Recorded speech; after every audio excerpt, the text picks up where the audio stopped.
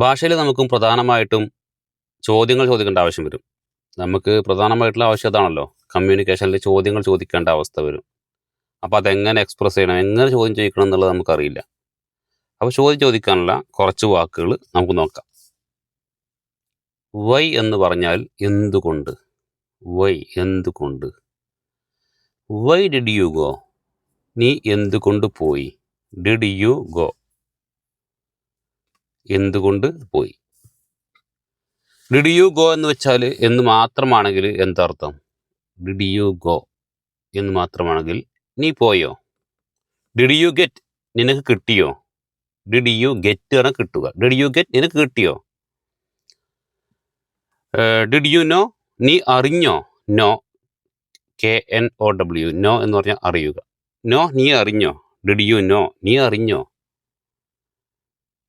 Did you understand, നിനക്ക് മനസ്സിലായോ. Did you understand, നിനക്ക് മനസ്സിലായോ. അതാണ് ഇത് ചോദ്യം തന്നെയാണ്. പക്ഷെ അതിൻ്റെ അപ്പുറത്ത് വൈ എന്ന് വെച്ചാൽ വൈ ഡിഡ് യു നോ, എന്തുകൊണ്ട് നിനക്ക് മനസ്സിലായി. വൈ ഡിഡ് യു ഗോ, എന്തുകൊണ്ട് നീ പോയി. വൈ ഡിഡ് യു ഗെറ്റ്, എന്തുകൊണ്ട് നിനക്ക് കിട്ടി എന്നുള്ളതായി. അതുപോലെ തന്നെ ഹൗ എന്ന് പറഞ്ഞാൽ എങ്ങനെ. ഇതേ കാര്യം ഡിഡ് യു ഗോ എന്ന് പറഞ്ഞാൽ നീ പോയോ എന്നുള്ളതാണ്. പക്ഷേ how did you go, how എന്ന് പറഞ്ഞാൽ എങ്ങനെ. നീ എങ്ങനെ പോയി. ബസ് കിട്ടിയിരുന്നോ, മറ്റെന്തെങ്കിലും മാർഗം പോയോ, ടിക്കറ്റ് എടുത്തിരുന്നോ. How did you go. How did you get, how did you get ticket, നിനക്ക് എങ്ങനെ ടിക്കറ്റ് കിട്ടി. ഹൗ, എങ്ങനെ.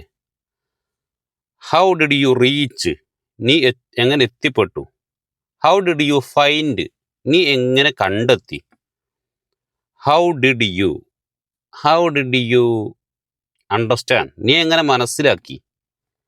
അപ്പോൾ മനസ്സിലാക്കിയോ എന്നൊക്കെ ഡിഡ് എന്ന് വെച്ചിട്ട് ചോദിക്കുക. അതിൻ്റെ അപ്പുറത്ത് ഒരു ഹൗവും കൂടെ വെച്ചാൽ എങ്ങനെ. വൈ വെച്ചാൽ എന്തുകൊണ്ട്. How did U. അപ്പോൾ ഇങ്ങനത്തെ ഒരുപാട് വാക്കുകൾ പല സാഹചര്യത്തിൽ നമുക്ക് ആവശ്യം വരും. ഇത് നമ്മൾ പറയുന്നതിന് മുമ്പ് ഒരുപാട് നമ്മളിതിനെക്കുറിച്ച് ചിന്തിക്കുക. അങ്ങനത്തെ അവസരങ്ങൾ ഇങ്ങനെ ഉണ്ടാകുമ്പോൾ സംസാരിക്കാൻ ഇംഗ്ലീഷിൽ തന്നെ ചിന്തിക്കുക.